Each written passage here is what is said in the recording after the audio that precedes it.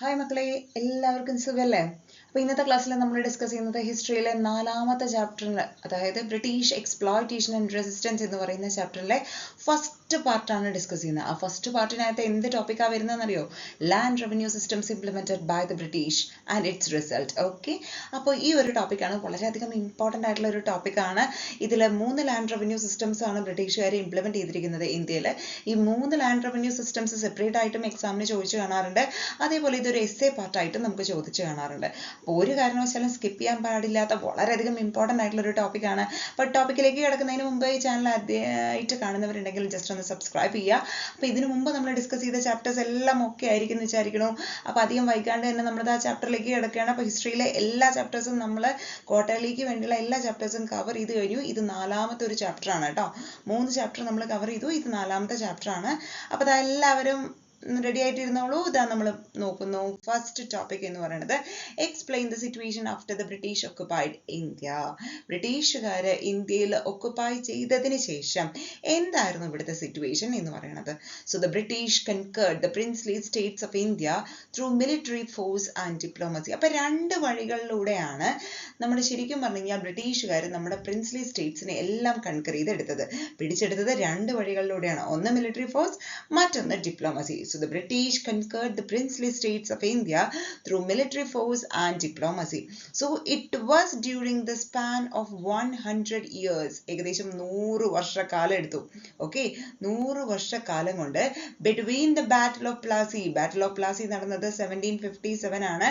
Then first war of Indian independence 1857. അപ്പോൾ ഈ ഒരു ടൈം പീരീഡ്, അതായത് ഒരു 100 വർഷക്കാലത്തിനിടയിൽ that a major part of India came under the British rule. അതായത് battle of Plassey മുതൽ first war of Indian independence വരെയുള്ള ആ ഒരു 100 വർഷ കാലഘട്ടത്തിനുള്ളിൽ തന്നെ മെജോറിറ്റി ഓഫ് ദ റീജിയൻസും ഇന്ത്യയുടെ ആരുടെ കീഴിൽ വന്നു? ബ്രിട്ടീഷ് റൂളിന്റെ കീഴിൽ വന്നു. So around 63% of the regions in the Indian subcontinent had come under the direct control of the British. ബ്രിട്ടീഷുകാരുടെ ഡയറക്റ്റ് നിയന്ത്രണത്തിൽ കീഴിൽ വന്നു. ഏകദേശം എത്ര ശതമാനം സ്ഥലങ്ങൾ? 63% regions. The rest of the regions, ബാക്കി നമുക്ക് കുറച്ച് റീജിയൻസ് ഉണ്ട് അല്ലെ, ആ റീജിയൻസ് എല്ലാം റൂൾ ചെയ്യുന്നത് നേറ്റീവ് കിങ്സ് തന്നെയാണ്, who had been subjugated by the British. ഓക്കെ, ബ്രിട്ടീഷ് അധീനതയിലേക്ക് കൂട്ടിച്ചേർത്ത ഇവിടെ ആരാ ഭരിക്കുന്നത്? നേറ്റീവ് കിങ്സ് തന്നെയാണ് ഭരിക്കുന്നത്. ഇതാണ് ഇന്ത്യയുടെ സിറ്റുവേഷൻ. അതായത് ബ്രിട്ടീഷുകാർ ഒക്കുപൈ ചെയ്ത സമയത്ത് ഇന്ത്യയുടെ സിറ്റുവേഷൻ ഇങ്ങനെയായിരുന്നു. ഇനി നമ്മൾ നോക്കുകയാണെങ്കിൽ ഈ ബ്രിട്ടീഷുകാർ കുറച്ച് പോളിസീസ് എല്ലാം ഇംപ്ലിമെന്റ് ചെയ്യുന്നുണ്ട്. അതിന്റെ ഇമ്പാക്ട് എന്തായിരുന്നു? ശരിക്കും പറഞ്ഞു കഴിഞ്ഞാൽ ബ്രിട്ടീഷുകാർ ഇംപ്ലിമെന്റ് ചെയ്ത ഏത് പോളിസിയോ ആയിക്കോട്ടെ, ശരിക്കും പറഞ്ഞു കഴിഞ്ഞാൽ അതിന്റെ ഇമ്മീഡിയറ്റ് വിക്ടിംസ് എന്ന് പറയുന്നത് ആരായിരുന്നു? ഫാർമേഴ്സ് ആയിരുന്നു. Okay, so the farmers were one of the immediate victims of the British rule. British റൂളിന്റെ ഇമ്മീഡിയറ്റ് വിക്ടിംസ് ആരാണ്? Farmers. It was the land revenue system implemented by the British that destroyed the backbone of the farmers. അതായത് ശരിക്കും പറഞ്ഞാൽ ഫാർമേഴ്സിന്റെ നട്ടല് തന്നെ തകർക്കുന്ന തരത്തിലുള്ള land revenue systems ആണ് ബ്രിട്ടീഷുകാരെ ഇംപ്ലിമെന്റ് ചെയ്തത്. So the aim of their tax policy was to maximise the income. അപ്പൊ അവർ ഇംപ്ലിമെന്റ് ചെയ്ത ടാക്സ് പോളിസിയുടെ മെയിൻ ലക്ഷ്യം എന്തായിരുന്നു? അവരുടെ ഇൻകം കൂട്ടുക എന്നുള്ളതാണ്, അല്ലാണ്ട് നമ്മുടെ നല്ലതിന് വേണ്ടിയിട്ടല്ല അല്ലെ. So the aim of their tax policy was to maximise the income. So the land revenue system implemented in various regions under the British rule was different. പല റീജിയൻസിലും അവർ ലാൻഡ് റവന്യൂ സിസ്റ്റംസ് ഇംപ്ലിമെന്റ് ചെയ്തിട്ടുണ്ട്. പക്ഷെ ഓരോ റീജിയനിലും implement ചെയ്ത land revenue system എന്ന് പറയുന്നത് ഡിഫറെന്റ് ആണ്. ഓക്കെ, അപ്പൊ ഇനി നമുക്ക് നോക്കാം ഏതൊക്കെയാണ് ആ ലാൻഡ് റവന്യൂ സിസ്റ്റംസ്, ബ്രിട്ടീഷുകാർ ഇംപ്ലിമെന്റ് ചെയ്ത ലാൻഡ് റവന്യൂ സിസ്റ്റംസ് ഏതൊക്കെയാണെന്ന് നോക്കാം. So first one permanent land revenue settlement, second one ryotwari system, third one mahalwari system. അപ്പൊ അതിലെ ആദ്യത്തേത് പെർമനന്റ് ലാൻഡ് റവന്യൂ സെറ്റിൽമെന്റ് ആണ്. സോ ഇത് ഇംപ്ലിമെന്റ് ചെയ്തിരിക്കുന്നത് ബംഗാൾ, ബീഹാർ, ഒറീസ റീജിയൻസിലാണ്. സോ വളരെയധികം ഇമ്പോർട്ടന്റ് ആണ് ഏത് റീജിയനിലാണ് ഇത് ഇൻട്രൊഡ്യൂസ് ചെയ്തത് എന്നുള്ളത്. സോ ബംഗാൾ, ബീഹാർ, ഒറീസ റീജിയനിലാണ് ഇത് ഇംപ്ലിമെന്റ് ചെയ്തിരിക്കുന്നത്. Lord Cornwallis, British governor general ആയിരുന്ന ലോർഡ് കോൺവാലിസ് ആണ് എന്ത് ചെയ്തിരിക്കുന്നത്? ഈ ഒരു സിസ്റ്റം ഇൻട്രൊഡ്യൂസ് ചെയ്തിരിക്കുന്നത്. So in the permanent land revenue settlement the tax was collected by the zamindar. ഇവിടെ ടാക്സ് കളക്ട് ചെയ്യുന്നത് ആരാണ്? സമീന്ദാർമാരാണ് ഇവിടെ ടാക്സ് കളക്ട് ചെയ്യുന്നത്. Okay, so the zamindar was the owner of the entire land where he had the jurisdiction to collect the tax. Zamindar ആണ് entire ലാൻഡിന്റെയും owners എന്ന് പറയുന്നത്. അവിടെ ആൾക്ക് ടാക്സ് കളക്ട് ചെയ്യാനുള്ള റൈറ്റ്സും ഉണ്ട്. Okay, while the Zamindars became the owners of the land, the actual farmers became the tenants. അപ്പൊ സമീന്ദാർമാര് ലാൻഡിന്റെ owner ആയപ്പോ എന്തായി? ശരിക്കും പണിയെടുക്കുന്ന ഫാർമേഴ്സ് എന്തായി മാറി? ടീനൻസ് ആയി മാറി, കുടിയാന്മാരായി മാറി. And the farmers were to pay up to 60% of the yield as tax. അപ്പോൾ നമുക്ക് കൃഷി ചെയ്ത് കിട്ടുന്നതിന്റെ 60% yield ടാക്സ് ആയിട്ട് കൊടുക്കണമായിരുന്നു farmers. And the tax was to be paid even at the time of poor yield. ഇനി poor yield ആണെങ്കിൽ പോലും 60% എന്ത് കൊടുക്കണമായിരുന്നു? Tax കൊടുക്കണമായിരുന്നു. The tax was to be paid in cash strictly. എന്നാണ് before the cut of date. Okay, tax പേ ചെയ്യേണ്ടത് ഏതിന്റെ ഫോർമാറ്റിലാണ്? നമുക്ക് കിട്ടുന്ന എന്താണോ പ്രൊഡക്റ്റ് അതായിട്ടല്ല, ക്യാഷിന്റെ ഫോർമാറ്റിൽ തന്നെ കൊടുക്കണമായിരുന്നു. അതും before the cut off date, ആ ഒരു ഡെഡ് ലൈന് മുന്നേ തന്നെ കൊടുക്കണം. So before introducing this system cash could be paid in kind.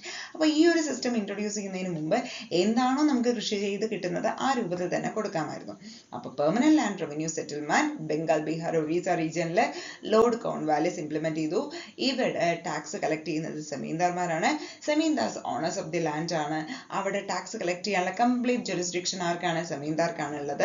അപ്പൊ സമീന്ദാർ ലാൻഡ് ഓണർ ആയപ്പോൾ ഫാർമേഴ്സ് ടീനൻസ് ആയി മാറി. So farmers 60% of the yield tax ആയിട്ട് അടയ്ക്കണം. ആൻഡ് പുവർ ഈൽഡിന്റെ ടൈമിലും അടയ്ക്കണം. അതേപോലെ തന്നെ ക്യാഷ് ആയിട്ട് തന്നെ before the deadline pay ചെയ്യണം. ഇനി രണ്ടാമത്തെ സിസ്റ്റത്തിലേക്ക് കിടക്കാം. That is Ryotwari system. So the Ryotwari system introduce ചെയ്തിരിക്കുന്നത് എവിടെയാണ്? സൗത്ത് ഇന്ത്യയിലാണ് ഇൻട്രൊഡ്യൂസ് ചെയ്തിരിക്കുന്നത്. Okay, so the land revenue was collected directly from the farmers. ഇവിടെ മിഡിൽമാൻസ് ഒന്നുമില്ല കേട്ടോ. ഇവിടെ ഡയറക്റ്റ് ആയിട്ട് ഫാർമേഴ്സിൽ നിന്ന് തന്നെയാണ് ടാക്സ് കളക്ട് ചെയ്തിരുന്നത്.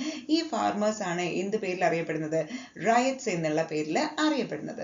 So the ownership of land was vested with the farmers. Excessive tax impoverished them. അപ്പൊ ഇവിടെ ഓണർഷിപ്പ് ആർക്ക് തന്നെ കൊടുത്തിട്ടുണ്ട്? ഫാർമേഴ്സിന് തന്നെ കൊടുത്തിട്ടുണ്ട്. ആ ഓണർഷിപ്പ് കൊടുത്തത് കൊണ്ട് തന്നെ എക്സസീവ് ആയിട്ടുള്ള ടാക്സ് അവരിൽ നിന്നും ഈടാക്കിയിരുന്നു. The tax rates were frequently increased. ഈ ടാക്സ് റേറ്റ് കൂട്ടിക്കൊണ്ടിരിക്കുകയും ചെയ്യും. അപ്പൊ ഇത് സൗത്ത് ഇന്ത്യയിൽ ഇൻട്രൊഡ്യൂസ് ചെയ്തു. ഇവിടെ ഫാർമേഴ്സിൽ നിന്ന് ഡയറക്റ്റ് ആയിട്ട് കളക്ട് ചെയ്യായിരുന്നു. അതുപോലെ തന്നെ ഇവിടെ ലാൻഡ് ഓണർ ആര് തന്നെയാണ്? ഫാർമേഴ്സ് തന്നെയാണ്. അതുകൊണ്ട് എക്സസീവ് ടാക്സ് ഈടാക്കിയിരുന്നു. ഇനി ഈ ടാക്സ് കൂട്ടിക്കൊണ്ടേയിരിക്കുകയും ചെയ്തിരുന്നു. ഇനി നമ്മുടെ മൂന്നാമത്തെ സിസ്റ്റമാണ് മഹൽവാരി സിസ്റ്റം. സോ ഇത് ഇംപ്ലിമെന്റ് ചെയ്തിരിക്കുന്നത് നോർത്ത് വെസ്റ്റ് ഇന്ത്യയിലാണ്. ഇവിടെ ടാക്സ് കളക്ട് ചെയ്യുന്ന മിഡിൽമാൻ ആരാ? Village headman was assigned the responsibility to collect the tax. Okay, and tax rate was too excessive. കൂടുതലായിരുന്നു ഇത്. ഇവിടെ എൻറ്റയർ വില്ലേജിനെ നമ്മളൊരു മഹലായിട്ട് കൺസിഡർ ചെയ്തിരുന്നു. Was considered as a single unit for tax. Okay, അപ്പൊ നോർത്ത് വെസ്റ്റ് ഇന്ത്യയിൽ ഇത് ഇംപ്ലിമെന്റ് ചെയ്തു. അതേപോലെ തന്നെ ഇവിടെ ആരാ ടാക്സ് കളക്ട് ചെയ്യുന്നത്? Village headman. ടാക്സ് റേറ്റ് ഇവിടെ എക്സസീവ് ആയിരുന്നു. എൻറ്റയർ വില്ലേജിനെ ഒരു മഹലായിട്ട്, ഒരു സിംഗിൾ യൂണിറ്റ് ആയിട്ട് കൺസിഡർ ചെയ്തിട്ടാണ് ടാക്സ് കളക്ട് ചെയ്തിരുന്നത്. ഓക്കെ, ഇനി ഈ പറയുന്ന ബ്രിട്ടീഷുകാർ ഇംപ്ലിമെന്റ് ചെയ്ത ഈ ടാക്സ് പോളിസിയിലെ അതിന് കുറച്ച് ഇമ്പാക്റ്റ് ഉണ്ടായിരുന്നു. ആ രീതിയിൽ വേണമെങ്കിൽ നമുക്ക് ക്വസ്റ്റ്യൻ ചോദിക്കാം. The impact of the tax policy implemented by the British in India എന്ന് ചോദിക്കാം. അല്ലെങ്കിൽ how did the British land revenue policy make the peasantry fall easy prey to the exploitation of money lenders? Explain. ഈ രീതിയിലും ചോദിക്കാം. അപ്പൊ എങ്ങനെ ചോദിച്ചാലും answer എങ്ങനെയാണ്? ഫാർമേഴ്സ് എന്ന് പറയുന്നത് were unable to pay the tax in the form of money before the deadline. അപ്പൊ ഇവിടെ ഫാർമേഴ്സിന്റെ അവസ്ഥ എന്തായിരുന്നു? ഡെഡ് ലൈന് മുന്നേ ആയിട്ട് ടാക്സ് ക്യാഷ് ആയിട്ട് അവർക്ക് അടയ്ക്കാൻ കഴിഞ്ഞില്ല. അപ്പൊ എന്ത് ചെയ്യേണ്ടി വരും? They had to take loan from money lenders at a high rate of interest to pay the tax. Tax അടയ്ക്കാനായിട്ട് വലിയ പലിശ കൊടുത്തിട്ട് മണി ലെൻഡേഴ്സിൽ നിന്നും ലോൺ എടുക്കേണ്ടി വന്നു. So the loans were obtained by mortgaging agricultural land. എന്താ ഈ മോർഗേജ് എന്ന് പറഞ്ഞു കഴിഞ്ഞാൽ? Agricultural land പണയപ്പെടുത്തുക. മോർഗേജിംഗ് എന്ന് പറഞ്ഞു കഴിഞ്ഞാൽ പണയപ്പെടുത്തിയിട്ടാണ് അവർക്ക് ലോൺ കിട്ടിയത്. Okay, in the agricultural land of the farmers who could not pay back the loan and interest was seized by the money lenders. അപ്പൊ ആരൊക്കെയാണോ ഈ അഗ്രികൾച്ചറൽ ലാൻഡ് പണയപ്പെടുത്തി ലോൺ എടുത്തിരിക്കുന്നത്, ആരൊക്കെയാണോ ലോണും അതിന്റെ പലിശയും തിരിച്ചടയ്ക്കാത്തത്, അവരുടെ എല്ലാം ലാൻഡ് ഏരിയ ആര് പിടിച്ചെടുത്തു? ഈ പറയുന്ന മണി ലെൻഡേഴ്സ് സീസ് ചെയ്തെടുത്തു. ഇതാണ് impact of the tax policy implemented by the British in India. Okay, so എളുപ്പമുള്ള ഏരിയ ആണ്. അപ്പൊ ഇത്രയാണ് നമ്മുടെ ഇന്നത്തെ ക്ലാസ്സിൽ ഉള്ളത്. നമ്മുടെ അടുത്ത ക്ലാസ്സിൽ നമ്മൾ കവർ ചെയ്യുന്നത് കുറച്ച് റിവോൾട്ടുകളാണ്. അതിൽ ആദ്യത്തെ ടോപ്പിക് നമ്മുടെ കമേഴ്ഷ്യലൈസേഷൻ ഓഫ് അഗ്രികൾച്ചർ ആണ്. Then miseries of the indigo farmers, അതായത് ഇൻഡിഗോ റിവോൾട്ട് വരുന്നുണ്ട്, Santhal rebellion, peasant revolts in Kerala, Kurichya revolt. ഈ ഒരു 4 റിവോൾട്ട് ആണ് നമ്മൾ അടുത്ത ക്ലാസ്സിൽ ഡിസ്കസ് ചെയ്യുന്നത്. Along with that commercialization of അഗ്രികൾച്ചറും കൂടി ഉണ്ട്. ഓക്കെ, അപ്പൊ ഇന്നത്തെ ടോപ്പിക് എല്ലാവർക്കും ക്ലിയർ ആയി എന്ന് വിശ്വസിക്കുന്നു. അപ്പോൾ ഒരു കാരണവശാലും സബ്സ്ക്രൈബ് ചെയ്യാനും സപ്പോർട്ട് ചെയ്യാനും മറക്കരുത്. ഒപ്പം നിങ്ങളുടെ വിലയേറിയ കമന്റ്സും ഈ പറയുന്ന കമന്റ് ബോക്സിൽ മെൻഷൻ ചെയ്യുക, ഒന്ന് ലൈക്ക് അടിക്കുക, കൂട്ടുകാർക്ക് ഷെയർ ചെയ്യുക. So thank you so much for watching today session. See you in another session of SAS EduShack. Till then, thank you and have a nice day. Bye bye.